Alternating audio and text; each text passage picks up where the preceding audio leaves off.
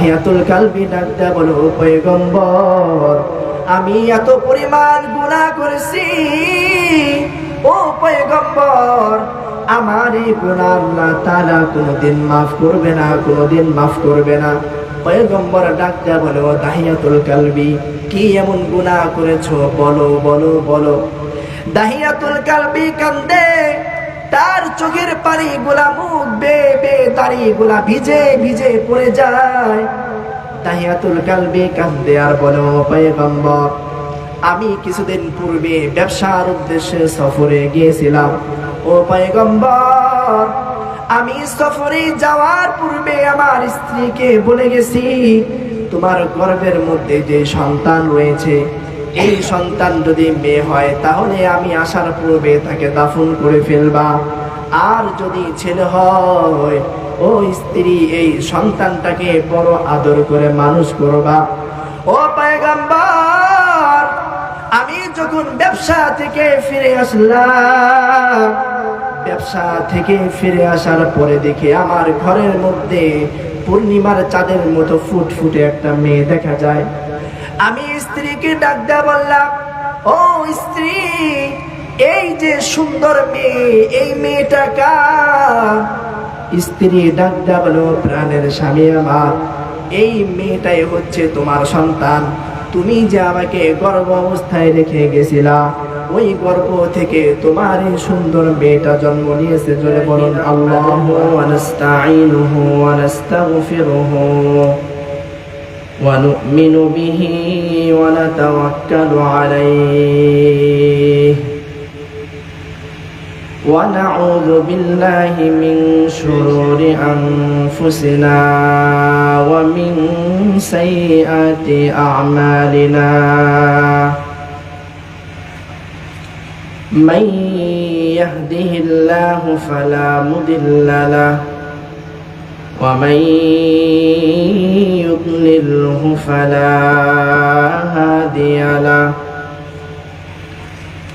ونشهد أن سيدنا وسندنا وحبيبنا وطبيب قلوبنا ومولانا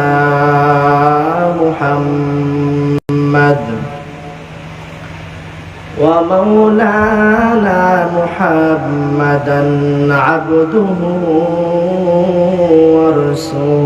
ورسوله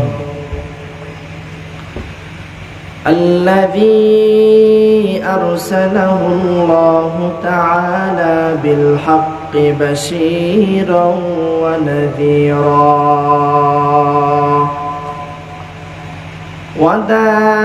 وداعيا إلى الله بإذنه وسراجا منيرا.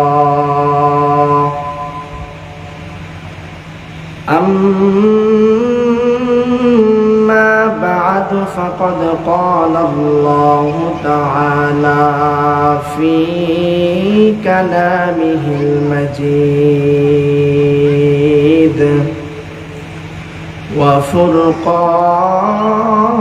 وفرقانه الحميد. أعوذ بالله من الشيطان الرجيم.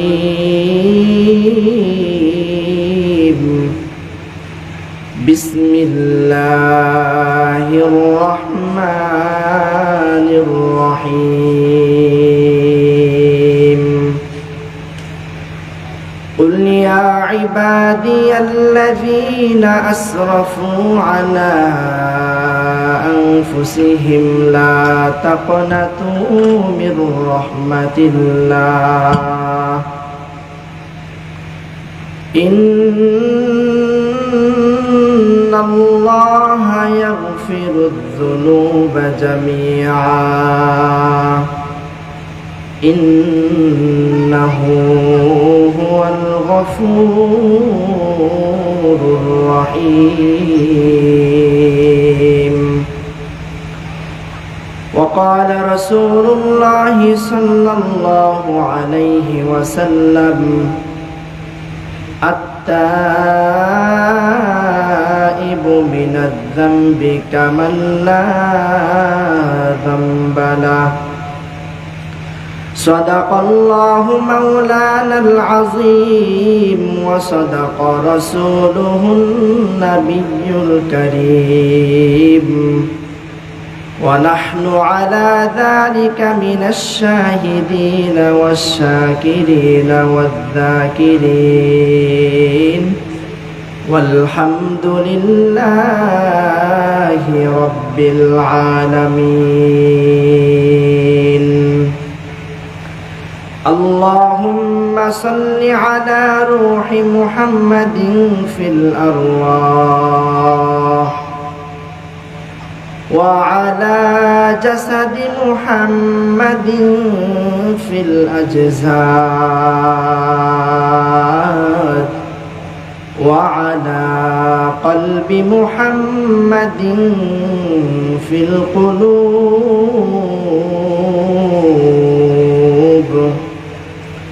وعلى قبر محمد في القبور إها हम सब मुसाफिर हैं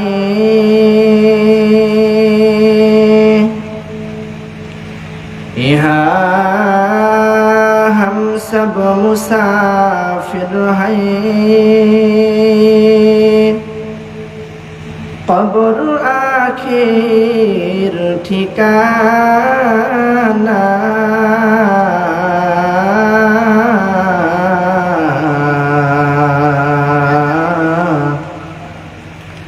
कोई आगे रवाना है कोई पीछे रवाना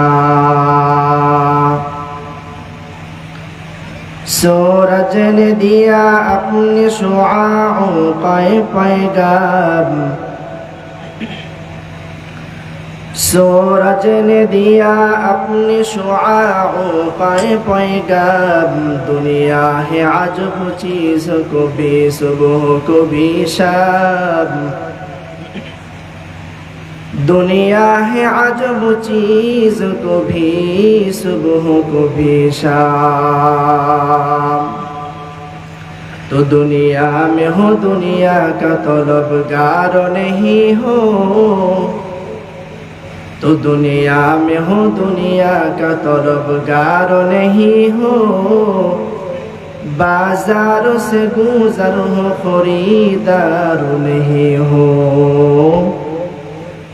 बाजारों से गुजर हो खरीदार नहीं हो उल्फत में बराबर के अफा हो के जफा हो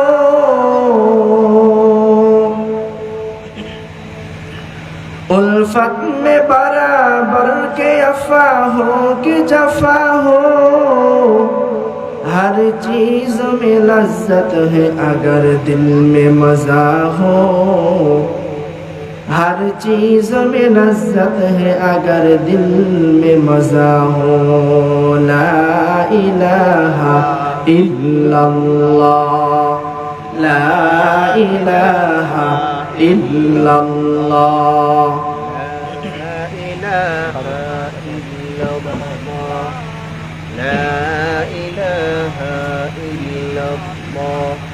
لا إله إلا الله لا إله إلا الله لا إله إلا الله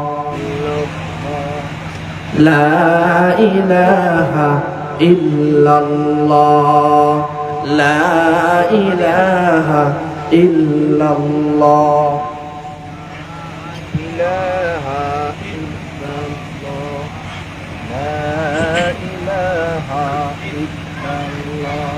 لا إله إلا الله محمد رسول الله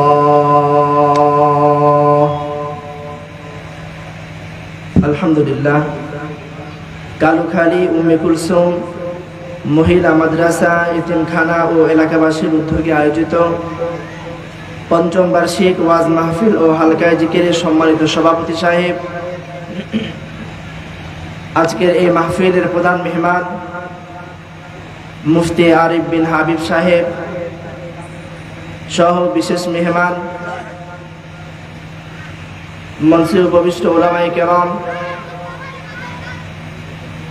সামনে অবস্থানরত দিন প্রিয় ইসলাম প্রিয় মুরব্বী বাবাজানেরা, পর্দার অন্তরালে অবস্থানরত শ্রদ্ধেয়া মা ও বোনেরা, সকলের প্রতি আমার আন্তরিক শুভেচ্ছা ও মোবারকবাদ।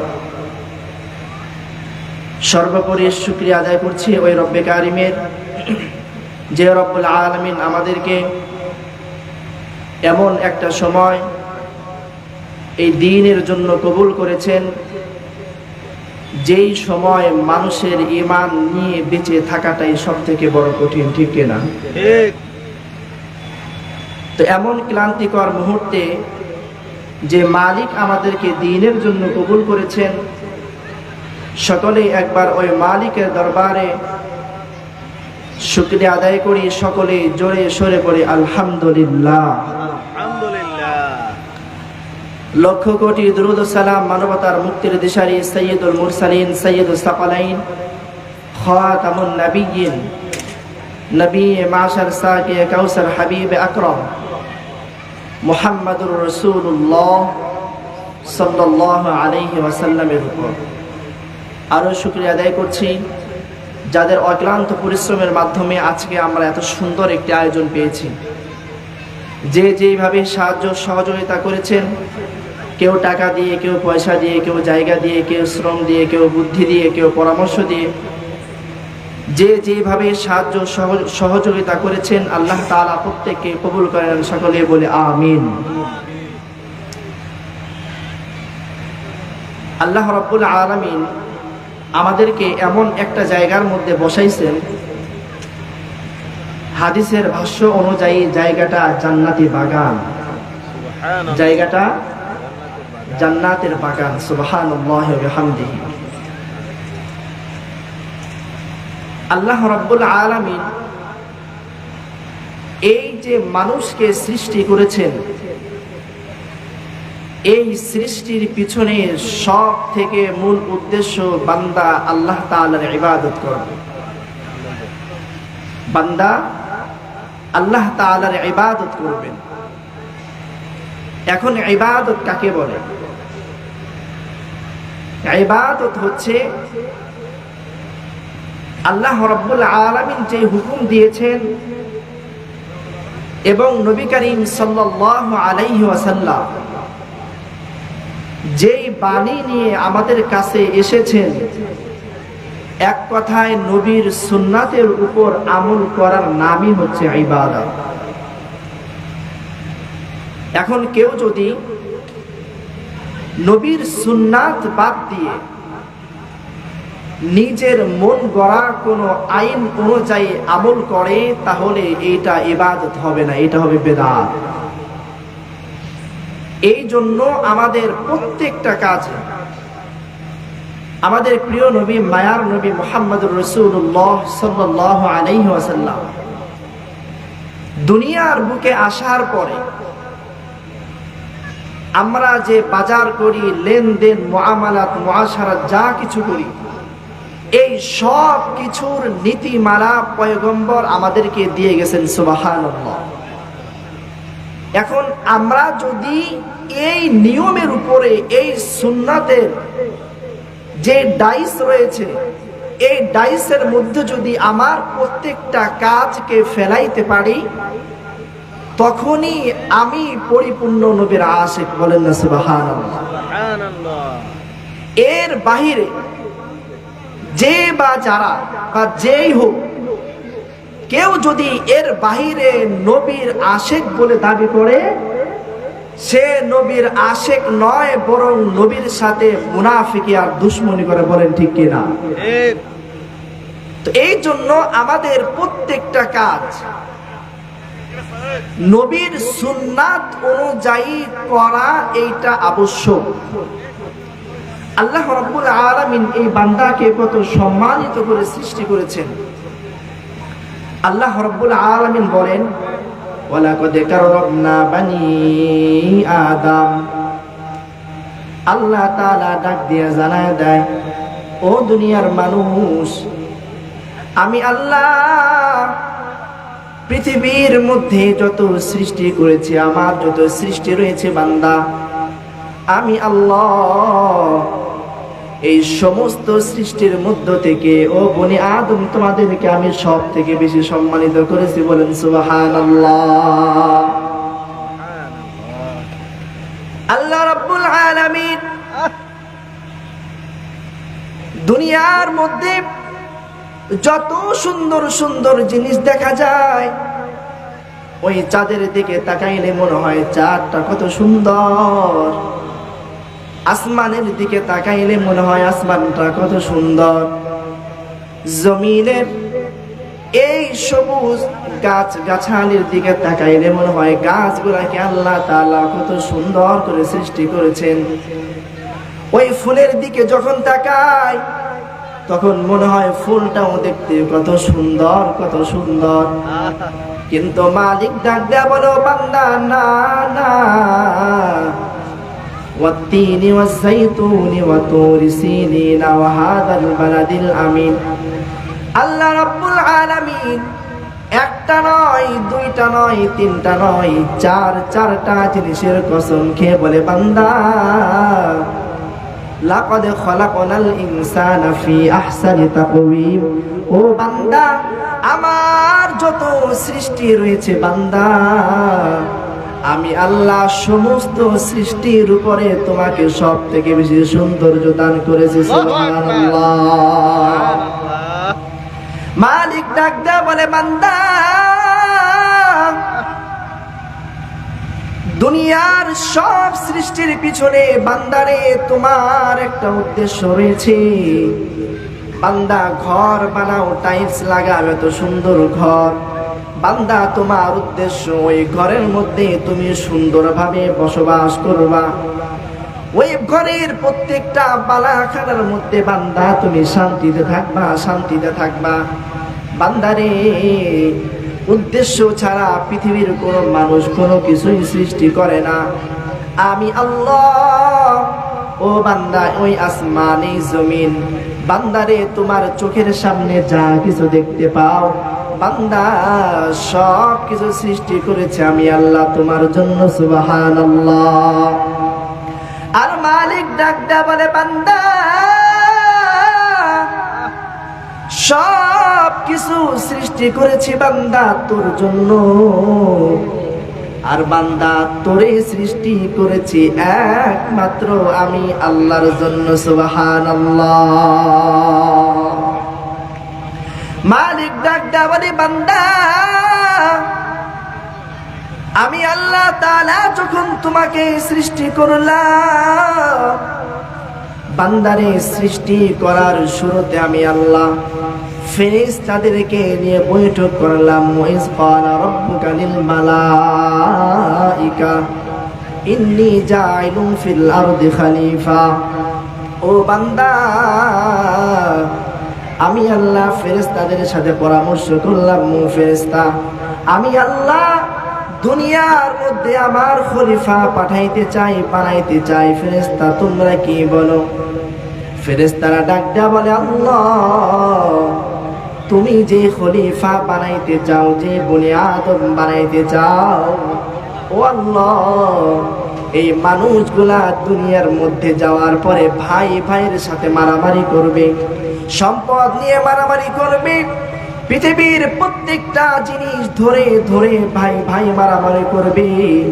ও আল্লাহ আমরা ফেরেশতা সব সময় তোমার ইবাদতের মধ্যে লিপ্ত রয়েছি। ও আল্লাহ কিছু ফেরেশতা রয়েছে সর্বদাই কিয়াম অবস্থায় রয়েছে।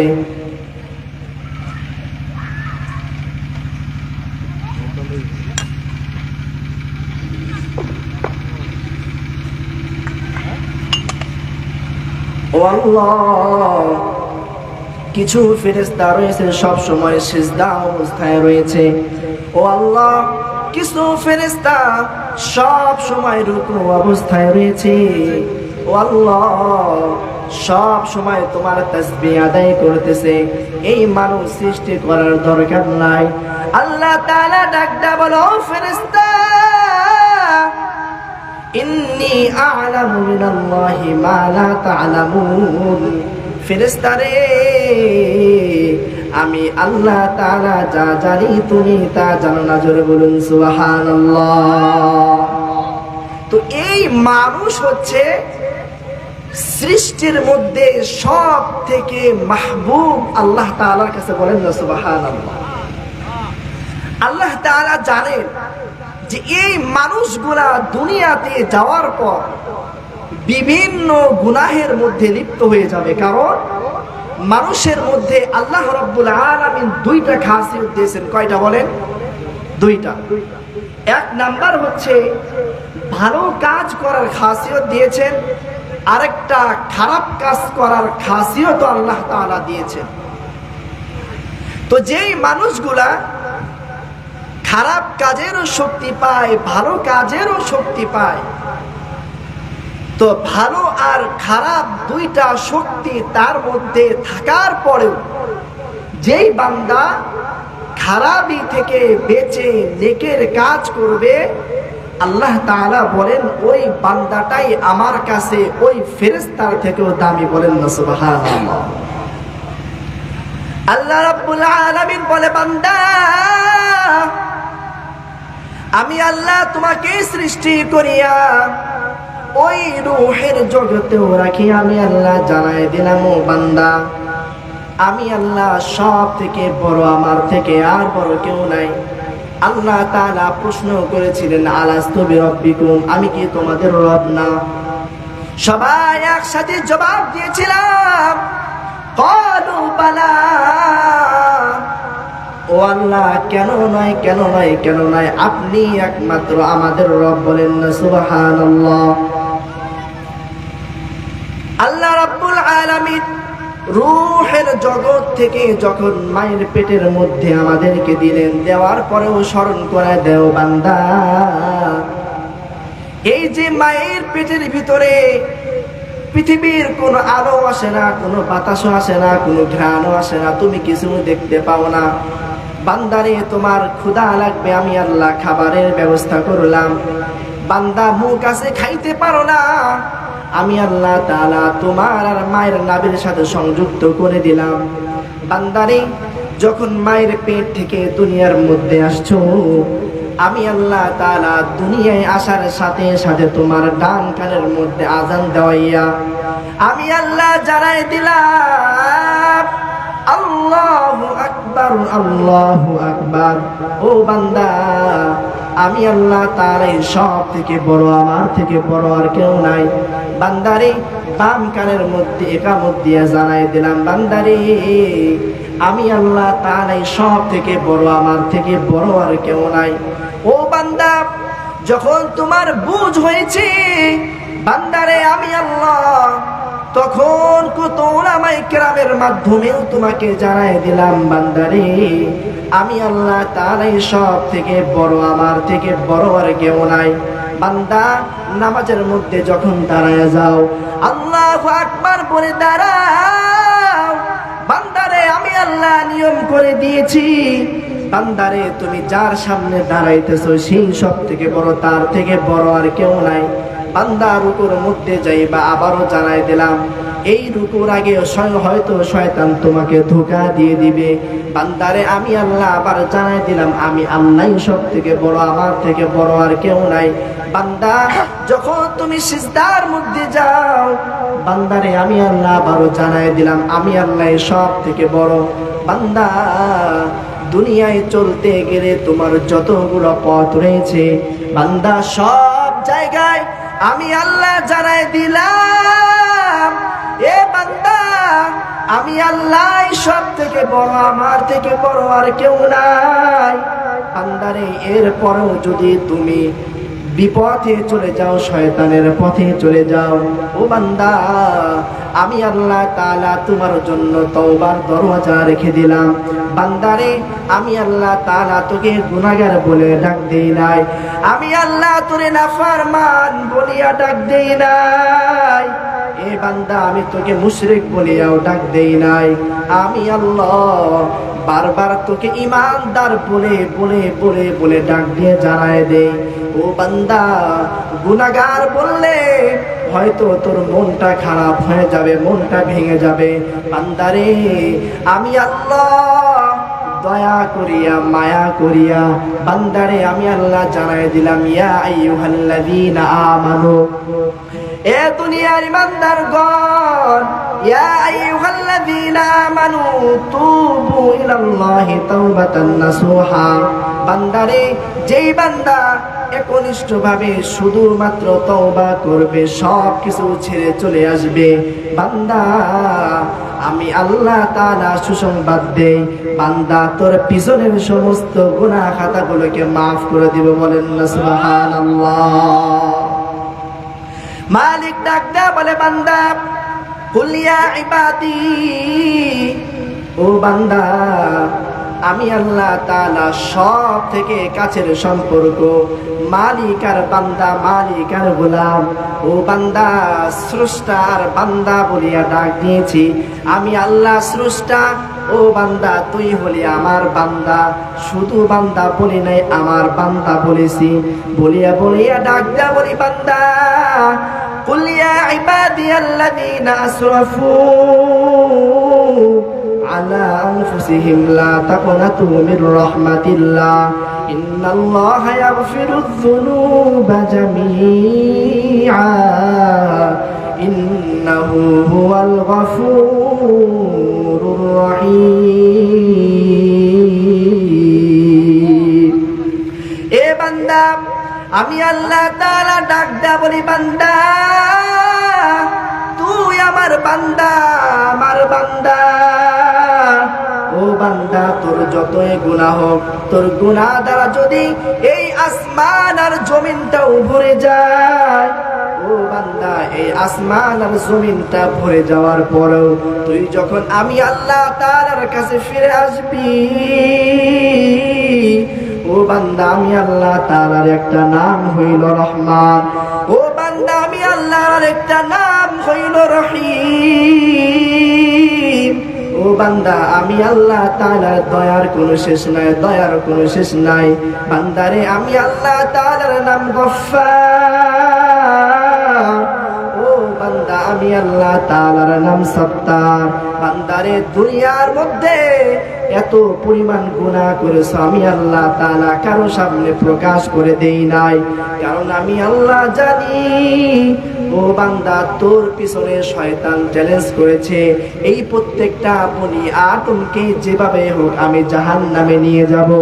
আমি আল্লাহ ওই শয়তানকে ডাক দিয়া বলেছি, ও শয়তান ও অভিশপ্ত, আমার বান্দা গুনাহ করতে করতে করতে করতে যদি মৃত্যুর দ্বার প্রান্তেও চলে যায়, আর ওই সময় যদি আমি আল্লাহ তাআলার কাছে তওবা করে, আমি আল্লাহ ওই বান্দার জিন্দেগীর সমস্ত গুনাহকে মাফ করে দেব। সুবহানাল্লাহ।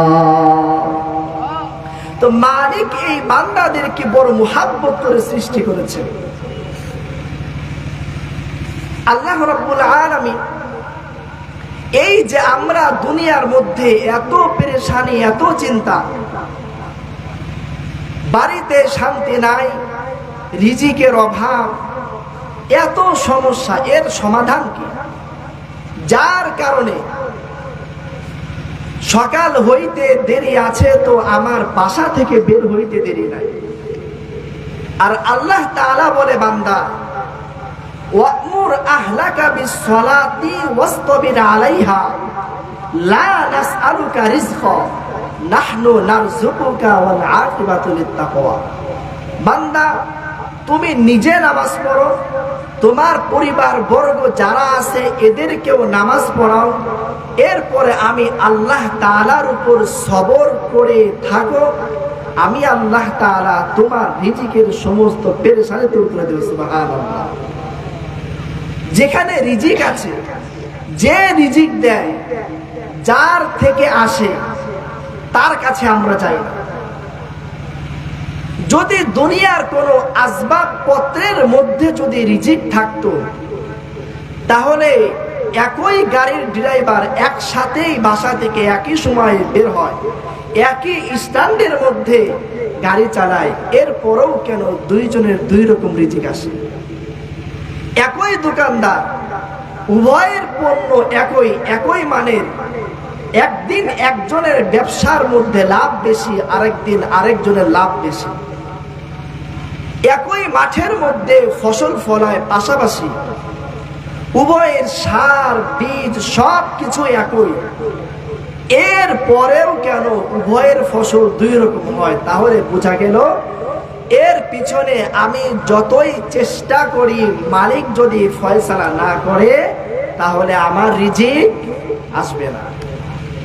কিন্তু আজকে আমরা পেরেশান, নামাজ নাই, কালাম নাই, রোজা নাই, হজ নাই, জাকাত নাই, চারিদিকে শুধু গুনাহ আর গুনাহ, গুনাহ আর গুনাহ, সুদ আর ঘুষে ভরে গেছে। এমন কোন মানুষ নাই যারা আজকে সুদ ও ঘুষ থেকে মুক্ত। আজকে মানুষ গুনাহকে গুনাহ মনে করে না। মাফ তো চাইবে সে ব্যক্তি যে গুনাহ মনে করে, আর যে গুনাহ মনে করে না সে মাফ চাইবে এটা কি? এরপরেও আল্লাহ তাআলা বলে, বান্দা, আমি আল্লাহ তাআলা তোদেরকে যে এত মায়া করে সৃষ্টি করেছি, বান্দা দুনিয়ার সমস্ত গুনাহ করেও যদি আমি আল্লাহ তাআলার দরবারে আসো আর খালেস দিলে তওবা করো, বান্দা, আমি আল্লাহ তাআলা তোমার জিন্দেগীর সমস্ত গুনাহকে মাফ করে দেব। সুবহানাল্লাহ। হাদিস শরীফের মধ্যে পয়গম্বর জানায় দেয়, আত্তাইবু মিনাজ যামবি কামান লা যামবা লা।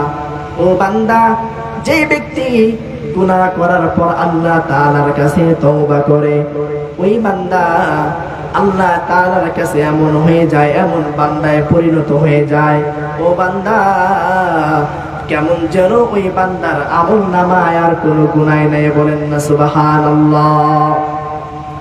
আমার গুনাহটা এত পরিমাণ হয়ে যায় নাই, আল্লাহ রাসূলের প্রিয় সাহাবী দাহিয়াতুল কালবি, যেই দাহিয়াতুল কালবি এত পরিমাণ গুনাহ করেছে, এত পরিমাণ গুনাহ করেছে, দাহিয়াতুল কালবি তার নিজের হাতে কোন রিওয়ায়াতে পাওয়া যায় 70 জনের বেশি মেয়ে, জীবিত মেয়েকে দাফন করেছে। নাউজুবিল্লাহ। কোন রিওয়ায়াতে পাওয়া যায় 80 জনের থেকেও বেশি জীবন্ত মেয়েকে দাফন করেছে। এই দাহিয়াতুল কালবি একদিন পয়গম্বরের দরবারে গিয়ে হাউমাউ করে কান্দে। পয়গম্বর ডাক দেয়া বলো, দাহিয়াতুল কালবি, কি হয়েছে তোমার? কেন এত কান্না, কেন এত কান্না? দাহিয়াতুল কালবি ডাক দেয়া বলো, পয়গম্বর, আমি এত পরিমাণ গুনাহ করেছি, ও পয়গম্বর, আমার এই গুনাহ আল্লাহ তাআলা কোনদিন মাফ করবে না, কোনদিন মাফ করবে না। পয়গম্বর ডাক দেয়া বলো, দাহিয়াতুল কালবি, কি এমন গুনাহ করেছো? বলো বলো বলো। দাহিয়াতুল কালবি কান্দে, তার চোখের পানি গুলা, মুখ বেয়ে দাড়ি গুলা ভিজে ভিজে পড়ে যায়। দাহিয়াতুল কালবি কান্দে আর বলো, পয়গম্বর, আমি কিছুদিন পূর্বে ব্যবসার উদ্দেশ্যে সফরে গিয়েছিলাম। ও পয়গম্বর, আমি সফরে যাওয়ার পূর্বে আমার স্ত্রীকে বলে গেছি, তোমার গর্ভের মধ্যে যে সন্তান রয়েছে, এই সন্তান যদি মেয়ে হয় তাহলে আমি আসার পূর্বে তাকে দাফন করে ফেলবা, আর যদি ছেলে হয়, ও স্ত্রী, এই সন্তানটাকে বড় আদর করে মানুষ করবা। ও পয়গম্বর, আমি যখন ব্যবসা থেকে ফিরে আসলাম, ব্যবসা থেকে ফিরে আসার পরে দেখি আমার ঘরের মধ্যে পূর্ণিমার চাঁদের মতো ফুটফুটে একটা মেয়ে দেখা যায়। আমি স্ত্রীকে ডাক দেয়া বললাম, ও স্ত্রী, এই যে সুন্দর মেয়ে, এই মেয়েটা কার? স্ত্রী ডাক দেয়া বলো, প্রাণের স্বামী আমার, এই মেয়েটাই হচ্ছে তোমার সন্তান। তুমি যে আমাকে গর্ভ অবস্থায় রেখে গেছিলা, ওই গর্ভ থেকে তোমার এই সুন্দর মেয়েটা জন্ম নিয়েছে। জোরে বলুন আল্লাহু আকবার। দাহিয়াতুল কালবি স্ত্রীকে ডাক দেয়া বলে, ও স্ত্রী, আমি যে তোমাকে বলেছিলাম যদি আমার মেয়ে জন্ম নেয় ওই মেয়েটাকে জীবিত দাফন করে ফেলবা, তুমি কেন করো নাই? স্ত্রী ডাক দেয়া বলে, ও প্রাণের স্বামী আমার, এত সুন্দর একটা মেয়ে, যেই মেয়ের দিকে তাকাইলে দুনিয়ার সব কষ্টকে ভুলে যায়, সব ক্লান্তিকে ভুলে যায়, ওই মেয়েটাকে আমি কিভাবে দাফন করি? এই কথা বলার পর স্বামীর মনের মধ্যে দয়া কেমন যেন মনে হয় সেই এই মেয়ের প্রতি রাজি হয়ে গিয়েছে। যেই মেয়েটাকে নাম রাখা হয়েছিল জামিলা। নাম কি? জামিলা অর্থ সুন্দরী। জামিলা অর্থ কি? সুন্দরী। এখন স্ত্রী ভাবতেছে যে হয়তো মেয়ের এই সুন্দর চেহারা দেখে বাবা তার প্রতি মায়ায় পড়ে গেছে। সুবহানাল্লাহ। মেয়েরা সাধারণত বাবাদের কাছে একটু বেশি প্রিয় হয়। প্রত্যেকটা বাবাই তার মেয়েদেরকে একটু বেশি ভালোবাসে, ঠিক কিনা? আপনারা যারা বাবা হয়েছেন, সত্য না মিথ্যা বলেন? সত্য। তো যারাই বাবা হয়েছে, ছেলের থেকে মেয়ের প্রতি মায়া, আবেগ, ভালোবাসাটা একটু বেশি। মালিক ডাক দেয়া বলে, ও বান্দা, তওবার দরজা আমি আল্লাহ এমন ভাবে খুলে দিয়েছি, বান্দারে আমি আল্লাহ কত ঘটনা কোরআনের মধ্যে উল্লেখ করে দিয়েছি। ও বান্দা, দাহিয়াতুল কালবি নবীর কাছে ঘটনা বর্ণনা করো পয়গম্বর। এই মেয়ে আমাকে আব্বু আব্বু বলে ডাকে। এই মেয়ের কণ্ঠ আল্লাহ এত সুন্দর করে দিয়েছে, তার কণ্ঠের আওয়াজের মধ্যেও কেমন যেন একটা মায়া। কিন্তু পয়গম্বর, এই মেয়ের প্রতি আমার কোনো দয়াও হয় না, মায়াও হয় না। রাত্রে যখন আমরা ঘুমাইতে যাই, এই মেয়েটা একবার তার মায়ের গালে চুমা দেয়, একবার আমার গালে এসে চুমা দেয়, আর আব্বু আব্বু বলে ডাক দেয়। ও পয়গম্বর, এরপরেও আমার দিলের ভিতর বিন্দু পরিমাণ মায়া তৈরি হয় না। ও পয়গম্বর, এই মেয়েটা আমার সামনে এইভাবে চলাফেরা করে, হঠাৎ শয়তান আমাকে ওয়াসওয়াসা দিয়া বলে, ও দাহিয়াতুল কালবি, তোর তো মেয়ে হয়েছে, বন্ধুদের সামনে কিভাবে তুই মুখ দেখাবি? গ্রামের মানুষের সামনে কিভাবে মুখ দেখাবি? সমাজের সামনে কিভাবে মুখ দেখাবি? ও পয়গম্বর, শয়তানের ধোঁকায় পড়ে গেলাম। একদিন আমি আমার স্ত্রীকে ডাক দেয়া বলে, ও প্রাণের স্ত্রী, আমার এই সুন্দর মেয়েটাকে সাজায় দাও। আমি আমার এই মেয়েটাকে নিয়ে বেড়াইতে যাব, ঘুরতে যাব, তাকে সাজায় দাও। স্ত্রী মনে করেছেন এই মেয়ের দিকে তাকিয়ে বাবার মনের মধ্যে দয়া উদয় হয়ে গেছে, সে হয়তো ভুল বুঝতে পেরেছে। না, মেয়েদেরকে আর এইভাবে মানা যাবে না। এই কথা ভাবতে ভাবতে মা তার সন্তানকে নিজ হাতে সাজায় দেওয়ার পরে বাবা সাথে করে নিয়ে ঘোড়ার নাম দিয়ে নিয়ে যায়। যাইতে কয়েকটা রেওয়ায়েত পাওয়া যায়। কোন রেওয়ায়েতে একটা জঙ্গলের মধ্যে, আবার কোন রেওয়ায়েতে পাহাড়ের মধ্যে, আবার কোন রেওয়ায়েতে নদীর পাশে। বাবা এই মেয়েটাকে নিয়ে পাহাড়ের পাশে গিয়া মেয়েটাকে ডাক দেয়া বলো, মা যাও, তুমি দূরে গিয়ে খেলা করো, আমার এই জায়গার মধ্যে একটু কাজ আছে, আমি কাজ শেষে তোমাকে ডাক দিব, তখন তুমি চলে আসবা। ছোট্ট মেয়ে, সে কিছুই বুঝে না। এর আগে মাকে বলো, মা তুমি না বলেছিলে বাবা কত কঠোর, আমার বাবার মনের মধ্যে নাকি কোনো মায়া নাই। ও মা, তুমি দেখছো বাবা আমাকে নিয়ে বেড়াইতে যাইতে চায়, বাবা আমাকে নিয়ে ঘুরতে চায়। ও মা, তুমি আমাকে সুন্দর করে সাজায় দাও, সুন্দর করে সাজায় দাও। মা সুন্দর করে সাজায় দেয়। বাবা নিয়ে যায় ডাক দেয়, বলে মা যাও দূরে গিয়ে খেলো, আমার কাজ শেষ হলে তোমাকে ডাক দিব, তোমাকে ডাক দিব। ও মা যাও, তুমি খেলতে যাও। ওইদিকে মেয়েটা যখন খেলতে যায়, বাবা গর্ত শুরু করে দিছে। কিছু সময় পর পর মেয়েটা দৌড় দিয়ে আসে। গর্ত খনন করতে করতে বাবা ঘেমে যায়। মেয়েটা তার কাপড় দিয়ে মুখের ঘামগুলো মুছে দেয়। আর বলে, ও বাবা, কেন তুমি এই জায়গার মধ্যে এইভাবে গর্ত করতেছো? বাবা ডাক দেয়া বলে, মা এখানে আমার কাজ আছে, তুমি খেলতে যাও, কাজ শেষে আমি তোমাকে ডাক দিব। মেয়ে আবার চলে যায়, খেলা শুরু করে দেয়। দাহিয়াতুল কালবির মনের মধ্যে একটু দয়া হয় না, একটু মায়া হয় না, যে দাহিয়াতুল কালবি নিজ হাতে এত পরিমাণ মেয়েদেরকে, এত পরিমাণ মেয়েকে নিজ হাতে দাফন করেছে। ওই দাহিয়াতুল কালবির মনের মধ্যে এই সুন্দর মেয়ে দেখার পরও বিন্দু পরিমাণ মায়া হয় না। যখন গর্ত শেষ হয়ে যায়, দাহিয়াতুল কালবি মেয়েটাকে ডাক দাও, মা আয় কাছে আয়, কাছে আয়, আমার কাজ শেষ হয়ে গেছে। যখন কাছে আসলো, আসার পরে ডাক দেয়া বলে, ও বাবা, এত বড় গর্ত কেন করেছো, কেন করেছো? তখন বাবা ডাক দেয়া বলো, সন্তান, তুই কি জানোস না তোর পূর্বে তোর যতগুলা বোন দুনিয়ার মধ্যে আসছে, আমি বাবা নিজ হাতে সবগুলাকে জীবন্ত কবর দিয়েছি। তখন মেয়েটা ডাক দেয়া বলো, বাবা তুমি কি আমাকে এই গর্তের মধ্যে ফেলে দিবা? তখন দাহিয়াতুল কালবি ডাক দেয়া বলে, ও মেয়ে, তুই কি এখনো ঠিক পাস না, এখনো ঠিক পাস না? এই কথা বলে বলে মেয়েকে ধাক্কা দিয়ে ফেলে দিয়ে পা গুলো বেঁধে ফেলায়। ওই মেয়েটা ডাক দেয়া বলো, বাবা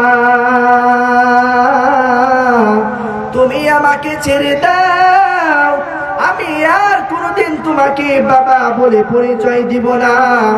ও বাবা, কোনোদিন তোমার সামনেও আসবো না। ও বাবা, তুমি আমার জীবনটা ভিক্ষা দাও। এই কথা বলতে বলতে দাহিয়াতুল কালবি তার হাত গোলাও বেঁধে ফেলে। মেয়ের চিৎকার করে পয়গম্বরকে বলে, ও পয়গম্বর, ওই সময়ও আমার দিলের মধ্যে বিন্দু পরিমাণ দয়া হয় নাই, বিন্দু পরিমাণ দয়া হয় না। আমি মেয়েটাকে বেঁধে গর্তের মধ্যে ফেলে দিলাম। ওই গর্তের মধ্যে যখন ফেলে দিলাম, মেয়েটা আমাকে আব্বু আব্বু আব্বু আব্বু বলে ডাকে। এরপরেও আমার দিলের মধ্যে বিন্দু পরিমাণ মায়া হয় না। পয়গম্বর, এমন গুনাহ আমার আল্লাহ কোনোদিন মাফ করবে না, কোনোদিন মাফ করবে না। পয়গম্বরও কান্দে, দাহিয়াতুল কালবিও কান্দে। দাহিয়াতুল কালবি ঘটনা বর্ণনা করে, ও পয়গম্বর, যখন আমার মেয়েটাকে গর্তের মধ্যে ফেলাই দিলাম, গর্তের মধ্যে ফেলা দেওয়ার পর বাবা বাবা বলে ডাক দেয়, তবু আমার দিলে মায়া হয় না। আমি যখন মাটি দেই, পাথর দিই, তবুও দেখি জানটা যায় না। কবরের থেকে ওই গর্তের মধ্যে থেকে আওয়াজ শোনা যায়, আব্বু আব্বু আব্বু বলে আওয়াজ শোনা যায়। ও পয়গম্বর, এরপরে আমি বড় একটা পাথর নিয়ে আমি ওই মেয়ের বুকের উপরে ফিকে মেরেছি। সাথে সাথে মেয়ে আমাকে এত জোরে আব্বু বলে ডাক দিছে। পয়গম্বর, যে আব্বু ডাকটা আমি কখনোই ভুলতে পারি না। বাজার করতে গেলেও মেয়ের আওয়াজ শুনতে পাই, ঘরের মধ্যে গেলেও মেয়ের আওয়াজ শুনতে পাই। ও পয়গম্বর, যেখানে যাই সেখানে গিয়ে শুধু আমি আব্বু আব্বু আওয়াজটা শুনতে পাই। ও পয়গম্বর, এত পরিমাণ গুনাহ করেছি, এই গুনাহ আল্লাহ তাআলা কোনোদিন মাফ করবে না। পয়গম্বর ডাক দেয়া বলে, ও দাহিয়াতুল কালবি, তুমি আমার আল্লাহকে চিনো না? আমার আল্লাহ হইল গফুর, আমার আল্লাহ হইল গফফার। ও তাহিয়াতুল কালবি, পৃথিবীর মানুষগুলা যদি গুনাহ করতে করতে নিজের জীবনটাও শেষ করে দেয়, ও দাহিয়াতুল কালবি, আর আমার আল্লাহর কাছে যদি একবার খাটি দিলে তওবা করে, আমার আল্লাহ ওই বান্দার জিন্দেগীর সমস্ত গুনাহগুলোকে মাফ করে দেয়। বলেন না সুবহানাল্লাহ। আল্লাহ তাআলা বলে, বান্দা, ইয়া আইয়ুহাল্লাযীনা আমানু তুবু ইলাল্লাহি তাওবাতান নাসুহা। ও বান্দা, গুনাহ থেকে এমন ভাবে তওবা করো বান্দারে, এই গুনার পরে তুমি আর কখনো গুনাহের কাজের মধ্যে লিপ্ত হবে না। ও বান্দা, খাঁটি দিলে তওবা করো, খাঁটি দিলে তওবা করো, আমি আল্লাহ তোমার জিন্দেগীর সমস্ত গুনাহগুলোকে মাফ করে দেব। সুবহানাল্লাহ। হাদিস শরীফের মধ্যে পয়গম্বর জানায় দেয়, দুনিয়ার মধ্যে আল্লাহ তাআলার কাছে সব থেকে প্রিয় ওই বান্দা, যেই বান্দা গুনাহ করার পর নিজের ভুল বুঝিয়া আল্লাহ তাআলার কাছে গিয়ে মাপ চায়। আল্লাহ তাআলা বলে, দুনিয়ার মধ্যে ওই বান্দাই আমার কাছে সব থেকে প্রিয়। সুবহানাল্লাহ। আজকে আমরা গুনাহ করি, গুনাহের পরে মনেই করি না যে আমি গুনাহ করেছি। আল্লাহ তাআলা কোরআনের মধ্যে বলেন, ওয়ালা তামুতুন্না ইল্লা ওয়া আনতুম মুসলিমুন। তোমরা ততক্ষণ পর্যন্ত মৃত্যু বরণ করো না যতক্ষণ না পর্যন্ত মুসলমান না হও। আল্লাহ তাআলা কি বলেন? মুসলমান হওয়ার আগ পর্যন্ত মৃত্যু বরণ করো না। কেননা কবর এমন একটা জায়গা, যেই জায়গার মধ্যে কোনো আলেমও দেখে না, কোনো পীরও দেখে না, কোনো রাজাও দেখে না, বাচ্চাও দেখে না, মন্ত্রীও দেখে না।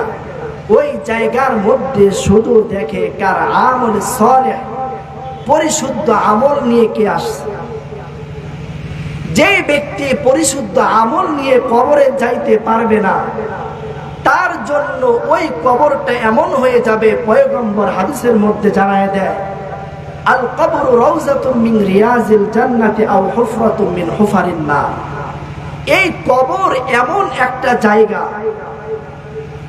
যে কবরের উপরেও মাটি, ডানেও মাটি, বামেও মাটি, নিচেও মাটি, এক কথায় মাটির ঘর, এক কথায় মাটির ঘর। তো কোন ব্যক্তি যদি আমলে সালেহ, পরিশুদ্ধ আমল নিয়ে কবরে যায়, আল্লাহ তাআলা বলেন, ইন্নাল্লাযীনা আমানু ওয়া আমিলুস সালিহাতি কানাত লাহুম জান্নাতুল ফিরদাউসি নুজুলা। ও বান্দা, যে ব্যক্তি আমি আল্লাহ তাআলার উপরে ঈমান আনবে, ঈমান আনার পরে আমলে সালেহ করবে, পরিশুদ্ধ আমল, যে আমলের মধ্যে কোনো রিয়া থাকবে না, যে আমলের মধ্যে মানুষ দেখানো থাকবে না, যে আমলের মধ্যে সমাজ দেখানো থাকবে না, একমাত্র আমি আল্লাহ তাআলার জন্য হবে। আখলিস দীনাকা ইয়াকফিকাল আমালুল কলিল। ও বান্দা, তোমার আমলটা যদি একমাত্র আমি আল্লাহর জন্য হয়, আর ওই আমলটা যদি সামান্য থেকে সামান্য হয়, ওই আমলের বিনিময়ে আমি আল্লাহ তোমাকে জান্নাত দিয়ে দেব। সুবহানাল্লাহ। আল্লাহ তাআলা বলেন, ইন্নাল্লাযীনা আমানু ওয়া আমিলুস সালিহাতি কানাত লাহুম জান্নাতুল ফিরদাউসি নুজুলা। যারা ঈমান আনবে এবং আমলে সালেহ করবে, আমি আল্লাহ তাদের জন্য সবথেকে উৎকৃষ্ট মানের জান্নাত, জান্নাতুল ফিরদাউস দান করব। সুবহানাল্লাহ। এখন শর্ত কি? আমলটা হতে হবে পরিচ্ছন্ন, পরিষ্কার আমল। এক কথায় যে আমলটা সুন্নাত অনুযায়ী হবে। মুসলমানের প্রত্যেকটা কাজ, খাওয়ার মধ্যে সুন্নাত রয়েছে, কথা বলার মধ্যে সুন্নাত রয়েছে, চলাফেরার মধ্যে সুন্নাত রয়েছে, দোকানদারি করার মধ্যে সুন্নাত রয়েছে। এক কথায় মুসলমান যেই কাজই করবে, প্রত্যেকটা কাজের মধ্যে সুন্নাত রয়েছে। আর যে বান্দা এই সুন্নাতের উপর আমল করবে, আল্লাহ রাব্বুল আলামিন তাকে জান্নাতুল ফিরদাউস নসিব করবেন। বলেন না সুবহানাল্লাহ। তো জান্নাতে যাওয়ার জন্য আল্লাহ রাব্বুল আলামিন 4টা পথ দিয়েছেন। কয়টা পথ? 4টি পথ। কেউ যদি এই 4 পথের বাহিরে যায় সেই জাহান্নামে যাবে। হাদিস শরীফের মধ্যে আসছে কুন আলিমান আও মুতাআল্লিমান আও মুহিব্বান আও মুআল্লিকা। হয় তুমি নিজে আলেম হও, হয় তুমি নিজে আলেম হও। নাম্বার 2, অথবা আলেমের ছাত্র হও। আরেক হাদিসের মধ্যে পয়গম্বর বলেন খায়রুকুম মান তাআল্লামাল কুরআন ওয়া আল্লামা। পৃথিবীর মধ্যে যত মানুষ রয়েছে, কালো হোক, সাদা হোক, খাটো হোক, লম্বা হোক, মোটা হোক, চিকন হোক, আফ্রিকার মানুষের মতো কালো হোক, ঠোঁট গোলা ঝুলে যাক, সে যেমনই হোক, পয়গম্বর বলেন এই সমস্ত মানুষগুলার মধ্যে সবথেকে উত্তম মানুষ সে যে নিজে কোরআন শিখে এবং অন্যকে কোরআন শিক্ষা দেয়। বলেন না সুবহানাল্লাহ। এখন এই কোরআন শিক্ষা শুধু মাদ্রাসায় গিয়েই যে শিখতে হবে এটা শর্ত নয়, আপনি বাসায়ও শিখতে পারেন। এই জন্য পয়গম্বর রাস্তা দিয়ে দিচ্ছেন কুল আলিমা, হয় তুমি নিজে আলেম হও। এখন বয়স শেষ, আমি আলেম হইতে পারতেছি না, সম্ভব না, কি করব? আলেমের ছাত্র হব তাও সম্ভব নয়, আমার বয়স শেষ, দাড়িগুলা পেকে গেছে, কখন যেন আমি মারা যাই। পয়গম্বর আবার বলে আলেম হইতে পারো নাই, আলেমের ছাত্র হইতে পারো নাই, তাহলে এই আলেমকে মুহাব্বতকারী হও। বলেন না সুবহানাল্লাহ। 3 নাম্বার কি? আলেমের মুহাব্বতকারী হওয়া, আলেমকে ভালোবাসো। আজকে আমাদের মাঝে কিছু মানুষ রয়েছে যাদের দাড়ি টুপি দেখলে চুলকানি শুরু হয়ে যায়, আছে কিনা? তো এই মানুষগুলা দুনিয়ার ভিতরে যতই শান্তিতে থাকুক, শুধু মৃত্যু বরণটা করবে, এরপরে শুরু হয়ে যাবে তার এই রাজত্ব, এই ক্ষমতার দৌড় কতটুকু। জোরে বলুন ঠিক কিনা? পয়গম্বর ডাক দিয়ে জানায় দেন আলেম হইতে পারো নাই, আলেমের ছাত্র হইতে পারো নাই, আলেমকে মুহাব্বতকারী হও। নাম্বার 4, এই আলেমের কথা অনুযায়ী নিজের জীবনটাকে পরিচালনা করো। নিজের জীবনটাকে কি করো? পরিচালনা করো। এখন প্রশ্ন, হুজুর এই হুজুর কয় এক কথা, ওই হুজুর কয় আরেক কথা, আরেক হুজুর কয় আরেক কথা, আপনি কয় আরেক কথা, ইন্টারনেটে কয় আরেক কথা, তা মানবো কারটা? এখন কারোরটাই মানি না, চুপচাপ মেরে বসে আছে, কিছুই মানি না, তাহলে তার কি ইমান থাকবে? বলেন, ইমান থাকবে? এখন আমি কিভাবে মাপবো কে আলেম আর কে আলেম না? ছোট্ট একটা উদাহরণ দিই। ধরেন এই যে লাইট জ্বলতেছে,